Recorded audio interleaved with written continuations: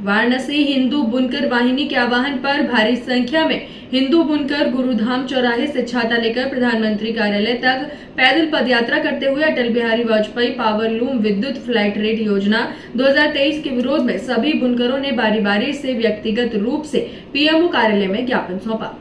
हिंदू बुनकर वाहिनी के अध्यक्ष रामेश्वर गुप्ता ने त्राहिमाम करते हुए अपने सांसद व देश के यशस्वी प्रधानमंत्री हम सभी बुनकरों के अभिभावक आदरणीय श्री नरेंद्र मोदी जी से गुहार लगाई।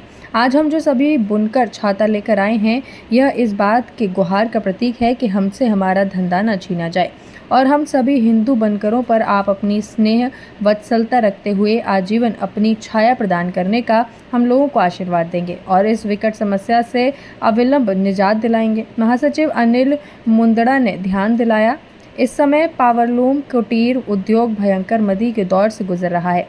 फ्लैट रेट की विसंगतियों को अविलंब दूर नहीं किया जाता है तो इस त्रासदी में पावरलूम उद्योग को बचाना मुश्किल हो जाएगा। ज्ञापन सौंपने वालों में प्रमुख रूप से सर्वश्री राकेश कांत राय, शैलेश सिंह, राकेश कुमार पटेल, बाल किशन असावा, विनोद मौर्य, राजकुमार साहू, मनोज जायसवाल, संजय प्रधान, सतीश राय, गोविंद गुप्ता, मनीष काबरा, चंद्र प्रकाश मौर्य, दिलीप गुप्ता, ज्वाला सिंह, राजन जायसवाल, अंजन सोमानी, अंकित गुप्ता, शिवशंकर मौर्य आदि प्रमुख लोग उपस्थित थे। मैं अनिल मुंदड़ा, हिंदू बुनकर वाहिनी का महासचिव। क्या आप कहाँ आए थे और क्या समस्या है? हम एक बहुत महत्वपूर्ण चीज़ आपको बताते हैं कि जैसा हमारे राकेश कांत भाई ने बोला कि मुख्यमंत्री जी का और प्रधानमंत्री जी का ये एक स्लोगन है कि आत्मनिर्भर भारत।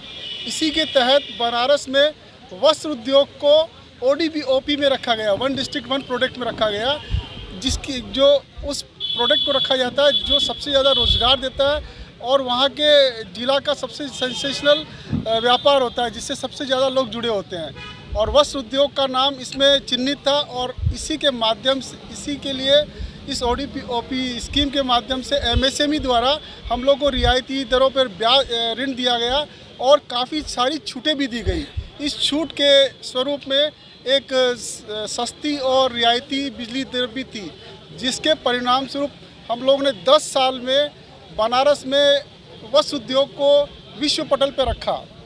आज एक ऐसा घटनाक्रम आया जिसकी वजह से हमारी ही नहीं, हमारे प्रधानमंत्री जी का भी सपना लगता है कि धुंधला होता नज़र आ रहा है। क्या मांग करते हैं? हम यही मांग करते हैं कि हमारा वन डिस्ट्रिक्ट वन प्रोडक्ट में जो वस्त्र उद्योग आता है, आप इसको बचाए रखिए। हम बनारस को बचाने का, हमें बनारस को रोज़गार देने का के लिए प्रतिबद्ध है और ये यहाँ की धमनी है, इसमें से रक्त प्रवाह बंद करिए तो सस्ती बिजली दीजिए और हमको सिर्फ सस्ती बिजली दीजिए।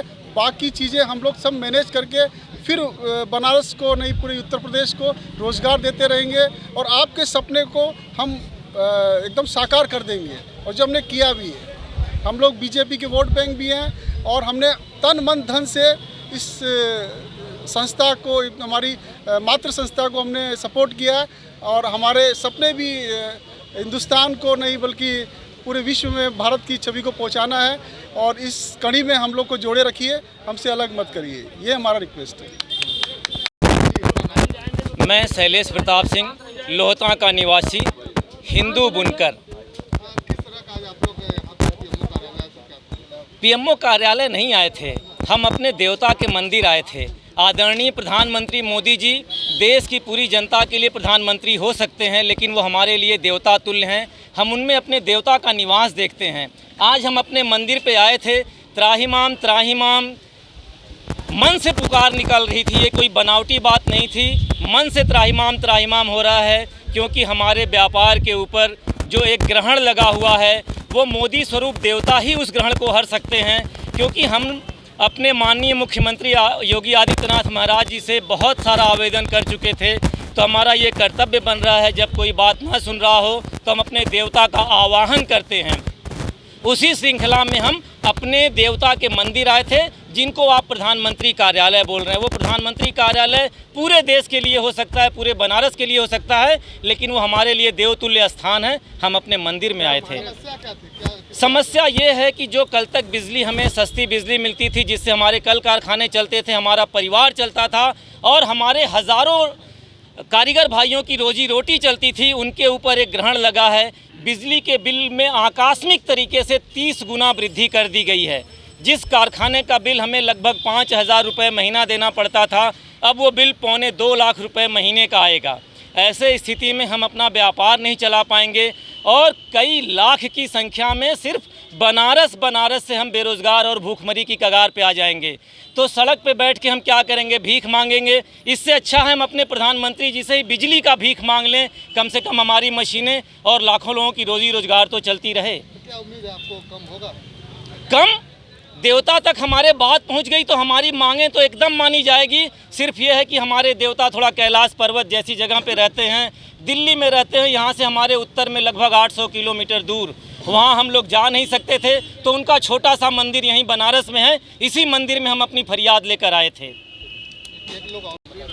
रामेश्वर प्रसाद गुप्ता, हिंदू युवा वाहिनी के अध्यक्ष, हिंदू बुनकर युवा वाहिनी के अध्यक्ष बोल रहे हैं। हम लोग की मांग यही है कि जो हम लोग की फरियाद था, शैलेश भैया ने बताया है, वो हम लोग की पूरी की जाए।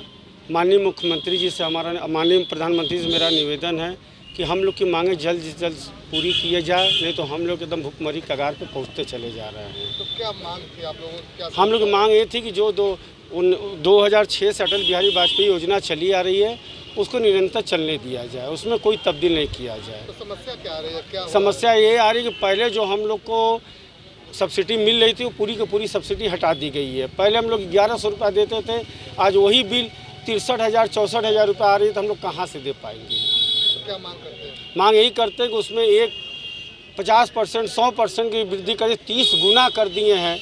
30 गुना मतलब अगर 10 रुपया कोई चीज़ है तो उसको आपने 300 रुपया कर दिया है, तो कहाँ की उचित है? आज तक इतनी बड़ी मूल्य वृद्धि कहीं किसी तरह नहीं देखी गई है।